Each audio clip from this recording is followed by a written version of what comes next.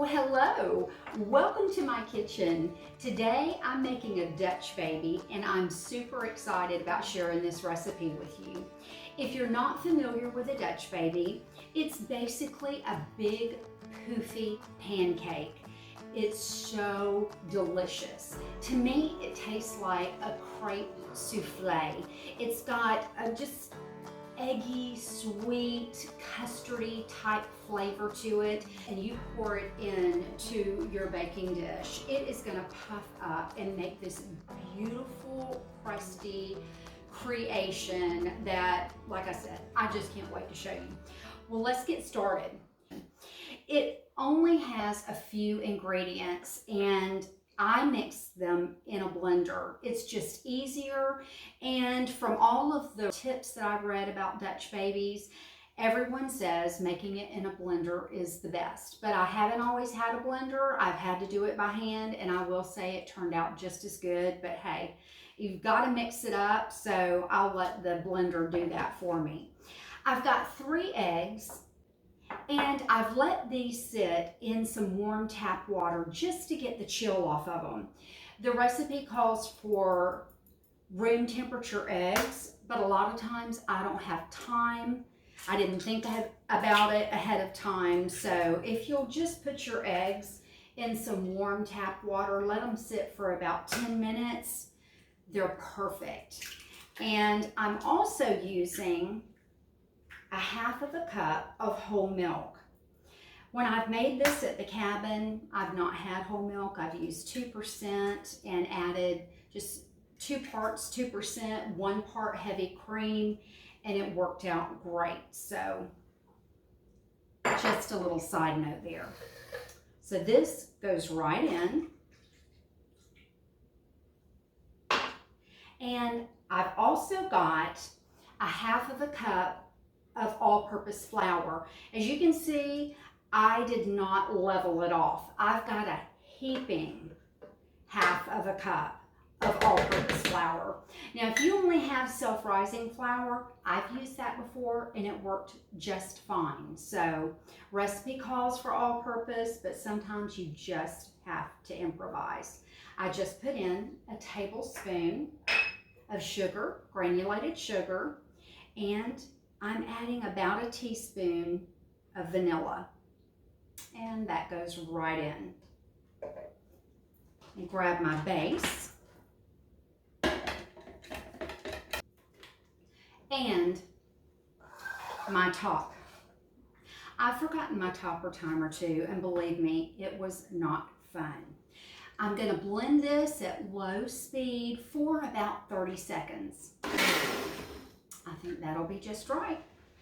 Now I want to check my batter just to make sure that I don't have any lumps. And it all looks good to me. Now I'm going to get my skillet out of the oven. I've got a 10-inch cast iron skillet, and I put my skillet in the oven while it was preheating. And I've set my temperature to 425 degrees. You know, I take that back. I put it at 450 degrees. So I'm going to change this. Sometimes I like to bring my temperature up a little bit more just because I'm going to lose some heat when I open the oven door. Now I've got 3 tablespoons of butter. And my butter is room temperature. And this goes right in the skillet. Just going to spread this around a little bit. Make sure that it gets all on the side. That looks good. And now my batter goes right in the middle of the skillet. Just pour it right in. And now you're about to see something spectacular happen. This is going to rise and make a beautiful souffle. So back in the oven it goes.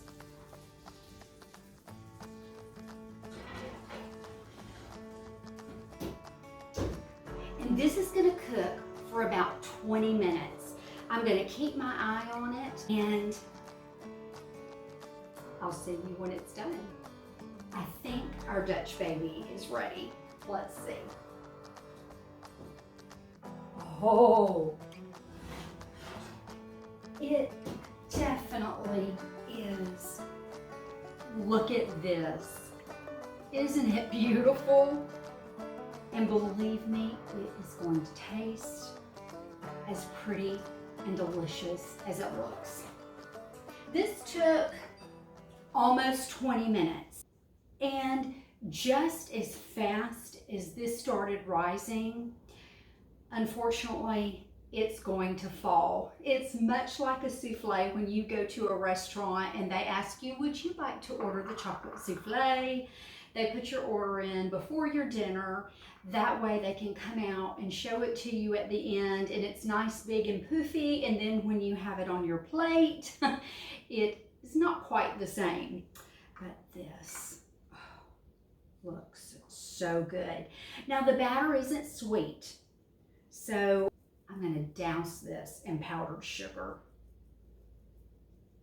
Lots of powdered sugar. Something I've always loved. Now if you wanted to make this savory, for instance like a Yorkshire pudding, that's something you could definitely do. Add some herbs, maybe some rosemary and thyme. Serve it with roast beef. It would be delicious. I'm just going to put my handle on here. And I've got a little bit of nutmeg because this has a custard type taste. And I think nutmeg works perfectly with a custard. My mother would be so happy right now. This is right up her alley. She loves pancakes and she loves nutmeg. There we go. Now, let me cut into this. Every time I make one of these Dutch babies, they look different. You will never, ever get one that looks exactly the same. And I'll say, the prettiest one I ever made was at our cabin. In my little convection oven, it was the most beautiful Dutch baby ever. And my husband just sat there at the oven watching it rise and do its thing. And I have to say it was pretty spectacular. And there we go. Doesn't that look wonderful? Now this is a recipe that you can easily double. You can make it in a big Pyrex dish. Actually, the first time that I ever had a Dutch baby, it was served to me like that, and I was so impressed. My friend Jamie made it for me. She invited me over for brunch, and I was sitting in her kitchen drinking coffee, and she had the oven light on, and I'm watching this thing that she put in the oven begin to just rise and make the most beautiful, beautiful breakfast. And look, while I was talking, it already deflated, and that's quite all right. Now I have a little bit of fruit. You can top it with whatever you like. Syrup, fruit, got a raspberry there, peanut butter. Lots of people love peanut butter on pancakes, and that would be delicious. And I've got a little whipped cream. I happen to think this makes a great dessert as well. Kind of like a little strawberry shortcake. And a little bit of the maple syrup. Put that right over the whipped cream. Now who wouldn't want this? I know I sure do. I cannot wait to taste it. Let's see how we did.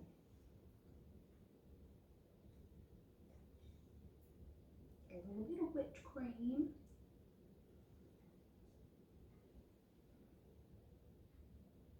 Mmm. Mmm.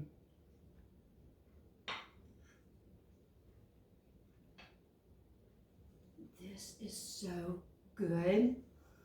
It's crunchy and it's soft and it's sweet and buttery and all things delicious. You have got to try this recipe. Make it for your kids or let your kids or grandkids make this.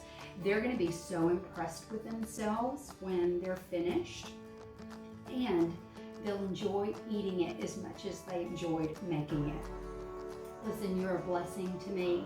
Thank you so much for your likes, your comments, for sharing these videos. I appreciate it so, so much.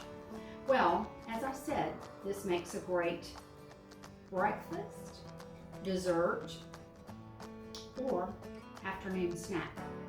And that's what I'm about to have. Thanks for watching. I'll see you next time.